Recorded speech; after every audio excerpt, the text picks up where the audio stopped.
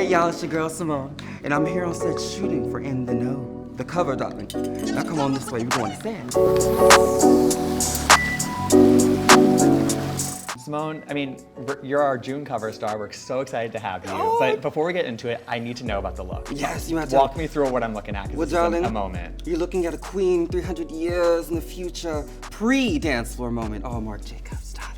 Oh my goodness, obviously. It marks pretty much just over a year since you won Drag Race. Does it feel like a year to you? Does it feel like much longer? Oh God, yes and no. So much happens, so it feels longer, but then it's also like so much happens, so it's like, it would blink of an eye. Do you let yourself appreciate the gravity of the moment, or do you have to do that afterwards? I think afterwards. Yeah. Because when I'm in it, it's like, okay, we're here, we're doing the moment, let's get camera, darling. And then afterward, it's like, wow, I just did that. Can you just walk me through how you approach, like, okay. A look? Yeah, a look, like with that in mind. I think always, for me, it starts with the feeling. Like, how do I want to feel in this moment? What am I trying to say? I think that kind of sometimes gets lost upon people. And I think it's really important, because if you have that and that's the image you want to see, then that's what other people get. And so it's very important to me to start there. So I want to circle back to the Rihanna moment. Yes. Because she famously DM'd you. She did. And was like a fangirl about your time on the show. And I think that her putting you in the Savage X Fenty show, it's her walking the walk. Can you just speak to how special that was and that connection that you have with her? Because I feel like you also probably have similar outlooks. It was very special to me because, like, of course, I took what she's done and I put it in my personal blender for the show. So the fact that she saw it and recognized it and was like, keep going. And in her words, keep your foot on the gas. that will stay top of mind. That's still at the top of my head. Yeah, you should frame that DM. I should frame that DM, shouldn't I? I think you should. Okay, I think I'm going to now. Yeah.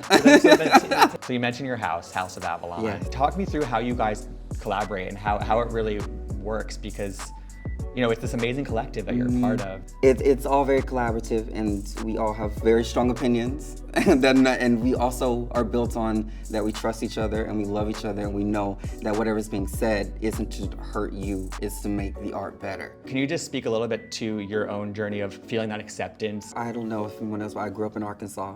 And I wasn't in like the rural part of it, but I was by no means in no city. So it was very hard for me to accept myself and be okay with it, because I wasn't really surrounded by many gay people, especially gay black people. So all I had was my TV. It was very hard for me to accept myself growing up, and I just found that through drag.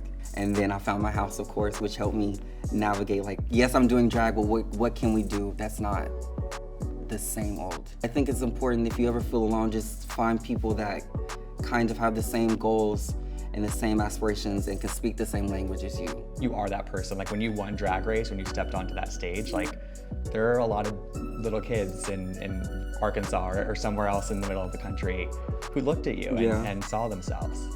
First, it weighed me down. I will say that, I'm not gonna lie. But now it inspires me. I don't get so scared about it. It's more like, you know, there are people, I think of it more of people rooting for me now. Yes. And just wanting to be like, yeah, that's Symone, that's our girl, that's our bitch, you know? Look at Symone. You are paying tribute to trailblazers who came before, who, again, maybe some of these younger people watching Drag Race aren't really familiar with, and they don't know the history, but you are kind of exposing that to a new generation of young people. Yeah, the cheering. Yeah. I didn't necessarily think of the other side of teaching someone that. More giving thanks. It's more giving, yeah, absolutely. Yeah. Because these girls, these divas, so to speak, saved my life. And I just want to be able to like pay honor to that, because it's like, I would not be here, like physically not here, if you weren't there for me in a way. And yeah, I know you're in an upcoming movie, Bros, right? Yeah. What can you tell me about that? It's a rom-com, I can tell you that, and it is a very, no holds barred? Yeah. That's the saying. Okay. That's what they say. Yeah. Okay, no holds barred take on our community. And I'm very excited and very honored to be part of it, because it's a first of its kind. Yes, it is. Lastly, is there who's the next pop queen you've not crossed paths with, you've not worked with yet, that's on the list? I would love to meet Beyonce. Oh yeah. We ain't gotta do it. Listen, we ain't even gotta do nothing. This Beyonce, okay? You could just say hello and goodbye, okay? I'm good with that.